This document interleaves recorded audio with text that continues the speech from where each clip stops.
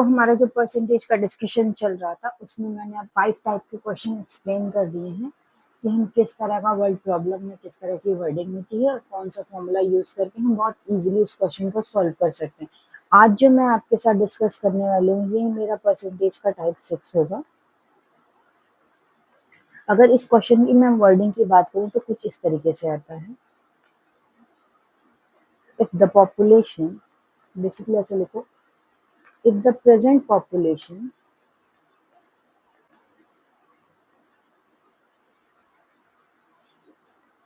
Of a town, अब देखो ये पॉपुलेशन भी आ सकता है, आपको कोई वैल्यू भी दे सकती है ना, आपसे बोल सकता है कि कोई भी वैल्यू जो है उसकी प्रेजेंट जो वैल्यू है, कोई भी जो कमोडिटी है या फिर कुछ भी है उसकी प्रेजेंट वैल्यू दे रखा है और पूछेगा if the present population of a town changes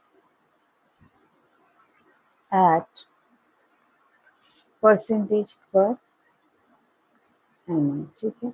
annum का मतलब पर ईयर हुआ। कहना क्या चाह रहा है कि जैसे कोई भी वैल्यू है वो पर ईयर कुछ डिक्रीज हो रही है और कुछ इंक्रीज हो रही है। क्वेश्चन पे देगा कैसी वर्डिंग होगी और फिर मैंने आपको हमेशा ही बताया है कि इंक्रीज के लिए आप क्या करेंगे, हमेशा आप पॉजिटिव वैल्यू लेंगे और डिक्रीज के लिए आप क्या करेंगे, हमेशा निगेटिव वैल्यू लेंगे। इतनी बातें हम डिस्कस कर चुके हैं। अब आगे देखो, ये जो चीज मैंने बताई आपको, ये तो तुम्हारे क्वेश्चन का वर्डिंग शुरू हो गया, लेकिन इसमें पूछेगा क्या? तो देखो दो बातें इसमें पूछ सकता है। पहली चीज ये आपसे पूछ सकता है कि आप ये बताइए जो भी पॉपुलेशन है या फिर जो भी उसकी वैल्यू है वो कितने टाइम बाद पूछ सकता है, आपसे ये पूछ सकता है आप बताइए after n years, after n years. Simply तुमसे पूछ देगा कि ये बताओ कि आफ्टर एन ईयर्स जो भी है वो उसका वैल्यू क्या होगा, यानी 1 साल बाद कितनी हो जाएगी, 2 साल बाद कितनी हो जाएगी। ऐसे समझो, अगर हम इसको थोड़ा सा डायग्राम से रिप्रेजेंट करें तो ये कह रहा है जैसे मान लो कोई कॉमोडिटी चीज कोई भी वैल्यू है ए, ठीक है। अब इसमें कुछ भी हो रहा है, यहाँ पे ये परसेंटेज इंक्रीज भी हो सकता है और परसेंटेज डिक्रीज भी हो सकता है। 1 साल बाद ये हुआ, फिर उसके बाद ये, फिर उसके बाद ये, मतलब ये कितने भी टाइम आपसे पूछ सकता है। तो इन दैट केस ये जितने भी आप टर्म्स काउंट कर रहे हो तो इसको आप क्या लिखोगे, एन, है ना। ये क्या है, नंबर ऑफ टाइम्स।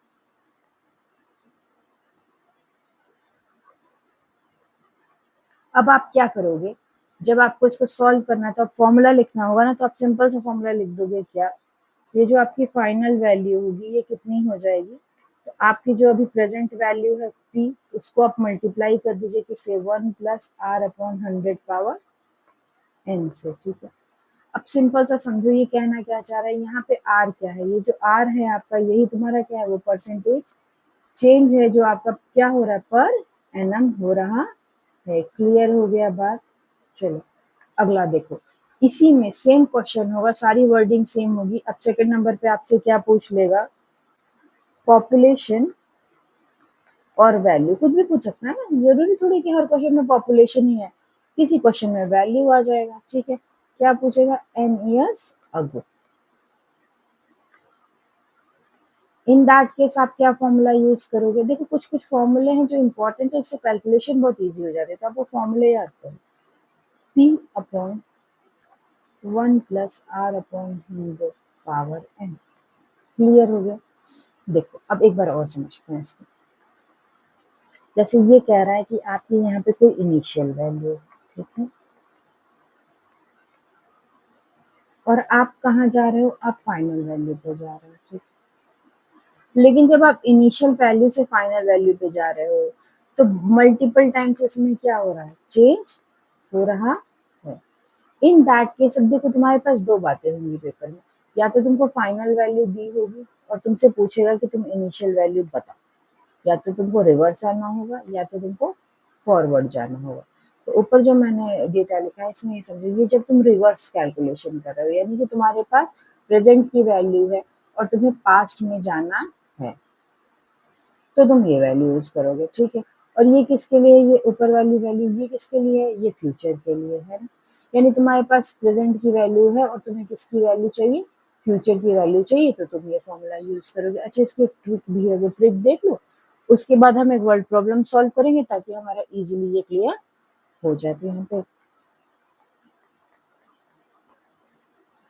देखो, सिंपली मैंने क्या बताया, जब भी हमें किसी क्वांटिटी को, कोई भी क्वांटिटी हो, कोई फर्क नहीं पड़ता, ठीक है, इंक्रीज करना होगा तो हम उसको किससे मल्टीप्लाई करेंगे, 100 प्लस पी अपॉन 100 से। और जब मुझे उसे डिक्रीज करना होगा तो मैं उसे किससे मल्टीप्लाई करूंगी, 100 माइनस पी अपॉन 100 से। अब सेम क्वेश्चन में ये दोनों चीजों से आपको क्या करना है, मल्टीप्लाई करना है। क्या करना है, मल्टी। समझ में आया? अब एक बात बताओ, जैसे मान लो कि क्वांटिटी ए थी, ये मान लो इसका इंक्रीज हुआ x% से, तो यहाँ पे जब तुम क्वांटिटी लिखोगे ये वहां पे, तो यहाँ पे इस ऊपर वाले फॉर्मूले के हिसाब से इसकी वैल्यू क्या हो जाएगी, 100 प्लस एक्स अपॉन 100, क्योंकि कितना हुआ, इंक्रीज हुआ है। अब चलो आगे बढ़ जाओ, हमने कहा नहीं ऐसा करो, इसी इसी क्वांटिटी को एक बार और क्या कर दो, इंक्रीज कर लो। कितना, अब तुम कहोगे y% से, मैंने जानबूझ के वैल्यू x और y रखी है जो, ताकि आपको जो थोड़ा बहुत कंफ्यूजन हो वो भी दूर हो जाए। देखो, इन दैट केस जब आपको फॉर्मूला लिखना होगा तो आप क्या लिखोगे, यहाँ पे अब ये वाली वैल्यू है ना हमारे पास, ये वाली, तो ए तो है नहीं, ए अब इंक्रीज हो चुका है, अब जो वैल्यू आई है उसको y% इंक्रीज करना है। तो अभी आप क्या करोगे, जो ए, ये तो हमारी पहले से वैल्यू थी, अब आप क्या करोगे, इसको मल्टीप्लाई कर दोगे किसी, चूंकि इंक्रीज हुआ है तो प्लस वाई अपॉन 100 से। अच्छा, इन दैट केस अगर ये डिक्रीज हो गया होता तो क्या करते, तो डिक्रीज हो गया होता तो हम क्या करते, इसको प्लस की जगह पे क्या लिखते, माइनस लिखते हैं। ठीक है, समझ गए बात। In case of decrease, same value हमने क्या बोला, ए थी वो पहले इंक्रीज हुई, अब क्या हो रही है, डिक्रीज हो रही है। ठीक, तो अब ऐसा केस है तो इसमें तुम्हारा क्या फॉर्मूला बनेगा, तो देखो, जो फाइनल वैल्यू होगी, ये हमेशा याद रखना, ये जो हम कैलकुलेट करेंगे फाइनल वैल्यू कैलकुलेट कर रहे हैं, नेट परसेंटेज का चेंज कैलकुलेट नहीं कर रहे हैं। नेट परसेंटेज का चेंज कैसे कैलकुलेट करते हैं ये मैंने प्रीवियस वीडियो में डिस्कस किया है, अगर वो वीडियो आपने नहीं देखा है तो उसको देख लीजिए। और स्टिल अभी मैं फॉर्मूला डिस्कस कर दूंगी, बट इसको लिख लो पहले यहाँ पे। तो ये कितना हो जाएगा, 100 प्लस एक्स, क्योंकि फर्स्ट केस में क्या हुआ था, इंक्रीज हुआ था, और सेकंड केस में मैंने बोला डिक्रीज हो गया, तो आप इसको क्या लिख दोगे, 100 माइनस वाई अपॉन। क्लियर हो गया, कोई दिक्कत, यानी कि आपसे सीधे सीधे बोला है कि आपको फाइनल वैल्यू पता होनी चाहिए, इनिशियल वैल्यू पता होनी चाहिए। अगर आप इनिशियल वैल्यू को मल्टीप्लाई कर देंगे तो आपको क्या मिल जाएगा, मल्टीप्लाइड बाई जो भी आपका आएगा,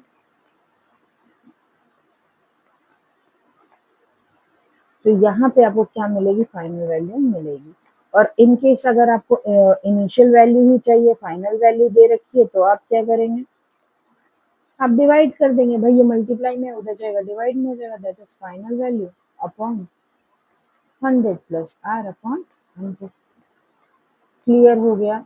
अच्छा, एक चीज और बहुत अच्छे से समझ ली कि ये इनिशियल वैल्यू क्या होगी और ये फाइनल वैल्यू क्या होगी, ये अपने मन से डिसाइड नहीं होता, ये क्वेश्चन पे डिसाइडेड होता है। देखो, जैसे मान लो कोई एक वैल्यू है ए, ठीक है, अब तुमसे पूछे आफ्टर, तो यहाँ पे तुम्हारी कोई दूसरी वैल्यू भी आएगी, ठीक, या फिर तुमसे कुछ पूछ ले बिफोर, क्या पूछ ले, बिफोर, इन दैट केस यहाँ पे कोई वैल्यू सी आएगी। अब समझो, जब मेरा कैलकुलेशन इन दोनों में होगा तो मेरे लिए इनिशियल वैल्यू ये है और फाइनल वैल्यू ये है। बट अगर मेरा कैलकुलेशन इन दोनों में हुआ तो मेरे लिए इनिशियल वैल्यू ये हो जाएगी और फाइनल वैल्यू ये हो जाएगी। इनिशियल वैल्यू और फाइनल वैल्यू का सिंपल सा मतलब है कि हमने कहाँ से स्टार्ट किया है और मुझे कहाँ पहुंचना है। क्लियर हो गया ये बात। अब एक छोटा सा वर्ड प्रॉब्लम सॉल्व कर लेते हैं ताकि जितना भी हमारा डाउट है वो क्लियर हो जाए। तो चलो एक क्वेश्चन मैं लिख रही हूँ, साथ साथ चाहो तो नोट कर लो, और नोट नहीं करना तो स्क्रीनशॉट ले लो, इजी पड़ेगा। क्वेश्चन कहता है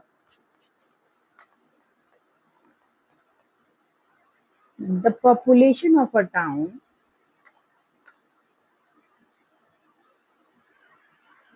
increases 5% annually.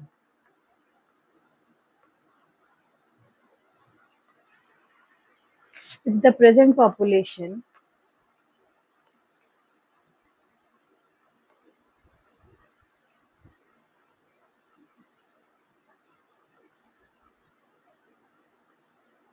is 84,000,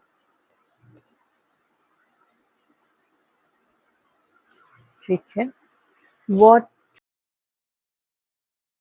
will be the population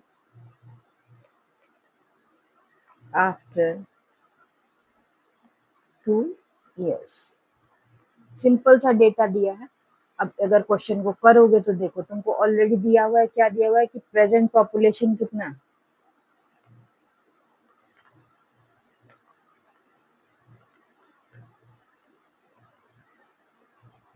तुमने बोला 84,000 है। अब तुमसे पूछा क्या है, टाइम कितना दिया है, 2 इयर्स का दिया है। अब तुमसे ये पूछा है कि पॉपुलेशन 2 साल बाद कितनी है, यानी आप अगर यहाँ पे हो ए पे, तो आपको 2 साल आगे जाना है ना, आफ्टर के केस में जाना है, और यहाँ आप पहुंचोगे और ये वाली पॉपुलेशन आपसे पूछिए। तो अब जो मैंने ऊपर डिस्कस किया था उसको ध्यान से देखो, तो इसका मतलब तुम्हें इनिशियल वैल्यू पता है, आईवी मतलब इनिशियल वैल्यू, और फाइनल वैल्यू नहीं पता है, तो हम क्या करेंगे, हम सीधे फॉर्मूला लगाएंगे। क्या फॉर्मूला पढ़ा है हमने, final value is equals to initial value multiplied by 1 plus r upon 100 power n, है ना। सारी चीजें हमें पता है, सीधे सीधे आप क्या करो, वैल्यू लिख दो। इनिशियल वैल्यू कितनी है, 84,000, है ना। और अगर आप बात करो यहाँ पे तो 1 प्लस आर यानी परसेंटेज चेंज की बात की थी मैंने, कितना दिया है क्वेश्चन में, 5, है ना, अपॉन 100। टाइम कितना है, 2 इयर्स। अब इसको तुमने सॉल्व करना है, तो तुमने इसको इजीली सॉल्व कर लिया। क्या मिल गया, 1 प्लस 1 अपॉन 20 स्क्वायर। अब देखो इसको ओपन करने के, सॉल्व करने के बहुत से तरीके हैं, बट जो सबसे इजी और सबसे सिंपलेस्ट तरीका है वही मैं एक्सप्लेन करूंगी, क्योंकि पढ़ाई इजी होनी चाहिए। अगर इसको बहुत डिफिकल्ट बना दोगे तो फिर नहीं कर पाओगे। अभी देखो 20 का एलसीएम लोगे तो तुम्हारा यहाँ पे आ जाएगा कितना, 21, है ना, अपॉन 20, और पावर कितनी है, 2। 2 का मतलब क्या होता है, 2 बार आप मल्टीप्लाई कर दीजिए। अब आपको क्या करना है, सिंपली कैंसिल आउट करना।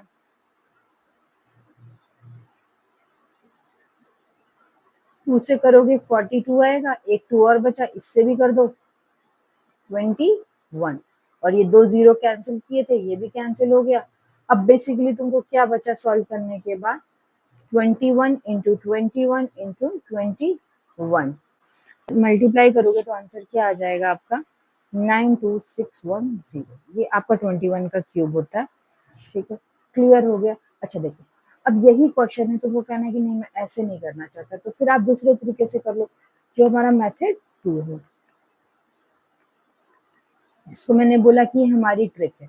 तुमसे पूछा क्या है, फाइनल वैल्यू पूछा है ना, तो तुम क्या करोगे फाइनल वैल्यू के लिए, सिंपली आप क्या करो, ये आपका 84,000 था, इसको 5% बढ़ाना था, तो 100 में 5 ऐड करोगे, 105 अपॉन 100, फिर 5% बढ़ाना था तो 105 अपॉन 100। अब आप इसको भी सॉल्व कर दोगे तो भी कितना आएगा, 84 into 105 into 105 upon 100।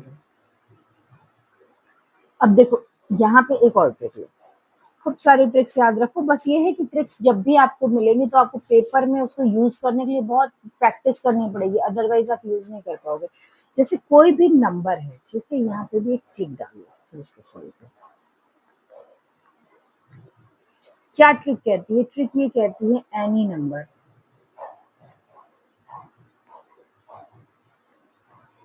whose denominator is 5, ठीक है, और उसका आपको क्या करना है, स्क्वायर करना है। स्क्वायर नहीं भी करना है तो उसको क्या करना है, मल्टीप्लाई ट्वाइस, जैसे ऊपर वाले केस में, है ना।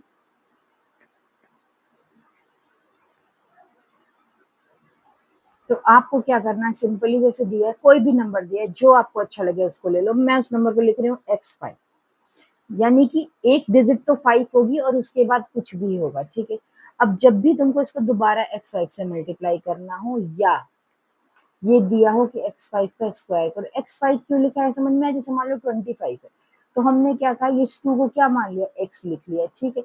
अब तुम क्या करोगे, देखो सिंपली तुमको क्या करना है, x इंटू एक्स प्लस 1 ये लिखना है, और क्या लिख देना है, 25 लिख देना है, तुम्हारा क्वेश्चन सॉल्व हो जाएगा। एग्जाम्पल से एक बार और अच्छे से देख लो, जैसे मान लो तुम्हारा ये 25 ही ले लो, ठीक है। अब x की जगह पे क्या है, 2 है ना, वैल्यू पुट करो, 2 इंटू 3 कितना होता है, 6, है ना। अब रख लो 625, यही इसका 2 बार मल्टीप्लीकेशन होगा। चाहो तो कैलकुलेटर से करके देख लो, ये तो ट्रिक रही मल्टीप्लिकेशन की। देखो जो भी वीडियो लेक्चर होगा उसमें बीच में छोटी छोटी ट्रिक मैं ऐसे ही बताती रहूंगी, अलग से कोई ट्रिक का वीडियो बना दो नहीं हो पाता है, क्योंकि जब आप क्वेश्चन सॉल्व करते हो और आपको कोई कैलकुलेशन आएगी तो उसके साथ ही आप ट्रिक यूज करोगे। अलग से आप ट्रिक के कितना भी वीडियो बना लो, जब तक आप ट्रिक को यूटिलाइज करना नहीं सीखोगे, ट्रिक लगानी नहीं आएगी, ठीक। अब देखो यहाँ पे मेरे पास है, अब मैं सीधे सीधे ट्रिक अप्लाई कर दूंगी अपनी। 10 और 11 कितना होगा, 10 और 11 को मल्टी, 10 है और 5 है तो 25 लिख दिया। अब 10 में 1 ऐड करेंगे, 11, 11 और 10 1 1 10, और ये डिवाइडेड बाय 100। सिंपल सा कैलकुलेशन था, हो गया। अब तुम्हारा जैसे मन करे वैसे इसको सॉल्व कर लो। तुम्हारा मन है इसको मैं 4 से कैंसिल आउट करूंगा, 4 से कैंसिल आउट कर लो, 4 टू जा 4 1 जा, और ये 425, है ना। अब तुम्हारा मन है कि मैं इसे 25 से कैंसिल करूंगा, 5 से कैंसिल करूंगा, whatever you want to do, cancellation आप जैसे करना चाहें वैसे कर सकते हैं। क्लियर हो गया डेटा, ठीक है। तो ये हमारे यहाँ पे टाइप 6 के सारे क्वेश्चन क्लियर हो गए। अब जो परसेंटेज है इसमें 2-3 तरह के और क्वेश्चन आते हैं, नेक्स्ट वीडियो में वो सारे क्वेश्चन धीरे धीरे करके सॉल्व करा दूंगी। आई होप वीडियो अच्छा लग रहा होगा। कोई भी डाउट है या फिर कुछ कोई भी ऐसी चीज है जो आपको लग रहा है आपको नहीं आ रही, तो आप मुझे कमेंट सेक्शन में पूछ सकते हैं। Thank you for watching my video. You can like, share and subscribe the channel. See you in the next video.